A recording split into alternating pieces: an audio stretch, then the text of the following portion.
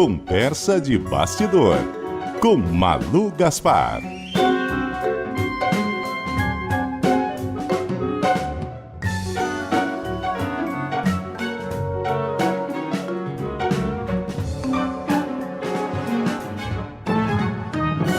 Muito bom dia para você, Malu Gaspar.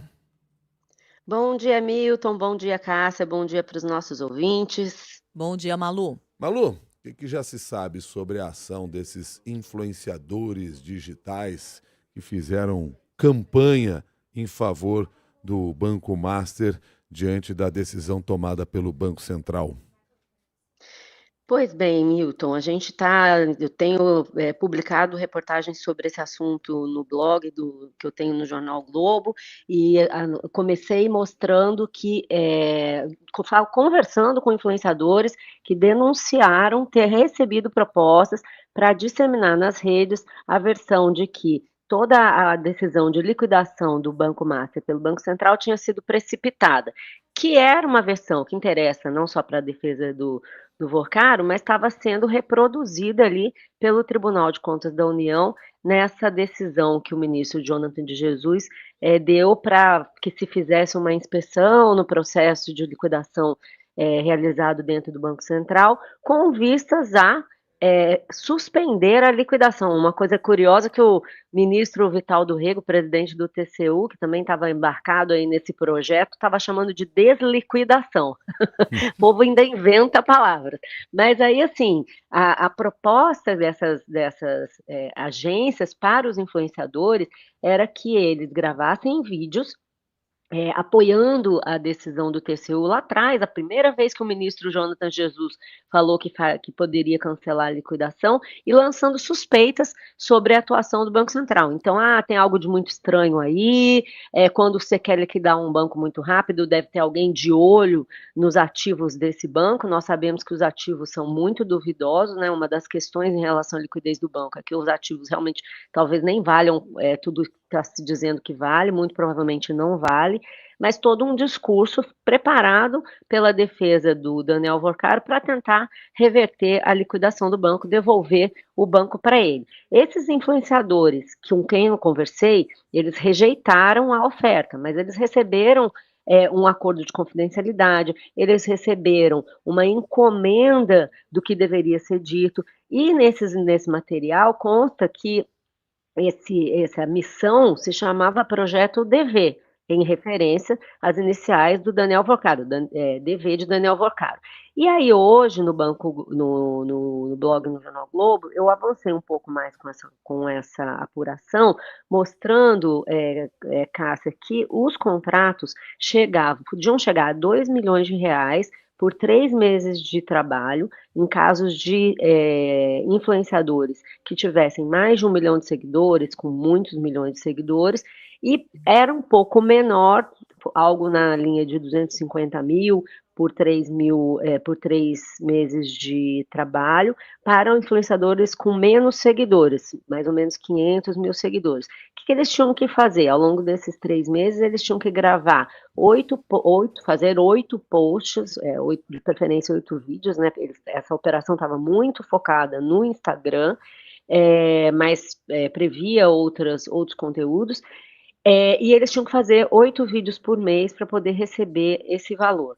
E eu apurei também que ao final, a gente tem os prints, né, das trocas de mensagens com agentes, que são pessoas intermediárias, que são chamados para recrutar todos esses influenciadores, mas eu apurei que no final, o cliente final desses agentes era uma empresa de comunicação chamada Miranda Comunicação, de um empresário chamado Tiago Miranda.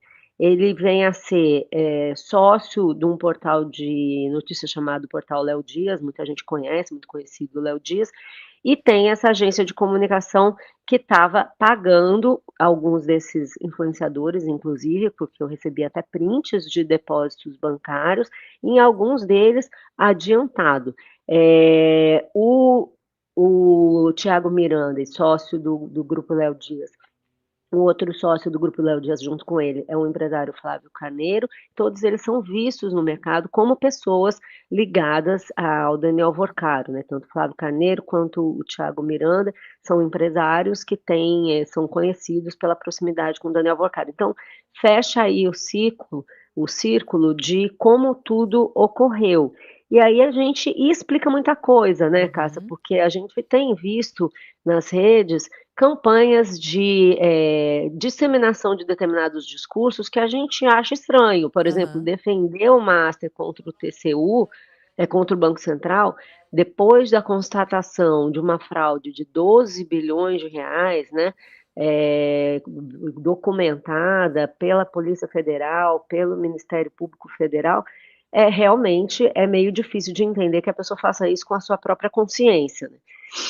E é interessante notar, né, Malu, pela sua apuração aqui, que o grande critério para tentar contratar esses influenciadores era o número de seguidores, para tentar fazer essa mensagem chegar ao maior número possível de pessoas. E não necessariamente tentar contratar pessoas que pudessem, de fato, tratar desses temas ligados à economia com frequência, até porque quem faz isso de forma séria dificilmente ia aceitar divulgar esse tipo de mensagem, né? Exatamente. Aí você tocou num ponto que eu queria ressaltar, Cássia, que é o seguinte, até outros levantamentos foram feitos a respeito de sites de fofoca, atacando o diretor do Banco Central.